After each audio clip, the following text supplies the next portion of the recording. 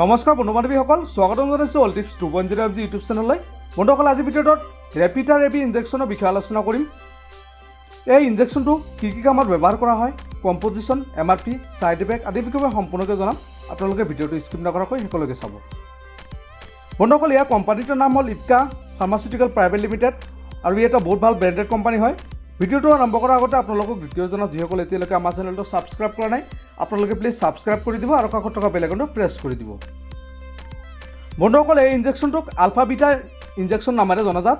এই ইনজেকশ্যনটো 2 ml pack হয় আৰু ইয়াৰ মূল্য 98 টকা। আপোনালোকে যিকোনো মেডিকেল ষ্ট'ৰত পাই যাব। যদি কোনো লোকৰ মেলেৰিয়া টেষ্ট কৰাৰ পিছত ৰিজাল্ট পজিটিভ ওলায়, তেতিয়াহ'লে এই ইনজেকশ্যনটো ব্যৱহাৰ কৰা হয়। অৰ্থাৎ যিসকল মেলেৰিয়া ৰোগী আছে তেওঁলোকে এই ইনজেকশ্যনটো ব্যৱহাৰ কৰিব পাৰে। যদি কোনো লোকৰ শৰীৰটো অতিৰিক্ত ঠাণ্ডা হৈ পৰে, কম্পন আৰম্ভ হয়, মূৰ ঘূৰাই, বমিৰ ভাৱ হয়, এনেকুৱা কণ্ডিশ্যন হ'লে আপোনালোকে মেলেৰিয়া টেষ্ট কৰি এই ইনজেকশ্যনটো ব্যৱহাৰ কৰিব পাৰে।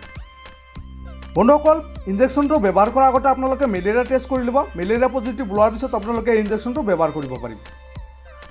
যদি কোনো লোকৰ বহুত জ্বৰ হয়, বমিৰ ভাৱ হয়, শৰীৰ বিষ হয়, মূৰ ঘূৰাই, এনেকুৱা কণ্ডিশ্যন হ'লে মেলেৰিয়া লক্ষণ বুলি ক'ব পাৰি। বন্ধুসকল, ৰেপিথাৰ AB ইনজেকশ্যনটো ব্যৱহাৰ কৰাৰ আগতে আপোনালোকে ডক্টৰৰ পৰামৰ্শ ল'ব। ডক্টৰৰ পৰামৰ্শ নোহোৱাকৈ আপোনালোকে এই ইনজেকশ্যনটো ব্যৱহাৰ নকৰিব। বন্ধুসকল, এই ইনজেকশ্যনটো সাধাৰণতে ৰোগীৰ বয়স অনুসৰি ব্যৱহাৰ কৰা হয়, অৰ্থাৎ ডক্টৰে লিখি দিয়ে। যদি কোনো লোকৰ মেলেৰিয়া জ্বৰ হয়, মূৰৰ বিষ হয়, ঠাণ্ডা লাগে, তেন্তে এই ব্লাড টেষ্ট কৰাৰ পিছত এই ইনজেকশ্যনটো ব্যৱহাৰ কৰিব পাৰে। বন্ধুসকল, এই ইনজেকশ্যনটো ব্যৱহাৰ কৰাৰ পিছত আপোনাৰ ছাইড ইফেক্টে দেখা দিব পাৰে, যেনেকৈ আপোনাৰ বমিৰ ভাৱ হোৱা, মূৰ ঘূৰোৱা, ঠাণ্ডা লগা, অতিৰিক্ত জ্বৰ হোৱা, এনেকুৱা ধৰণৰ ছাইড ইফেক্টে দেখা দিব পাৰে। যদি এনেকুৱা ধৰণৰ প্ৰব্লেমে দেখা দিয়ে, তেন্তে আপোনালোকে ডক্টৰৰ পৰামৰ্শ ল'ব আৰু ইনজেকশ্যনটো ব্যৱহাৰ কৰিবলৈ বন্ধ কৰিব। তো বন্ধুসকল, আজি ভিডিঅ'টো ইমান আছিল। যদি ভিডিঅ'টো ভাল লাগে প্লিজ লাইক কৰিব আৰু কিবা জানিবলগীয়া থাকিলে আপোনালোকে কমেণ্ট কৰি জনাব। ধন্যবাদ।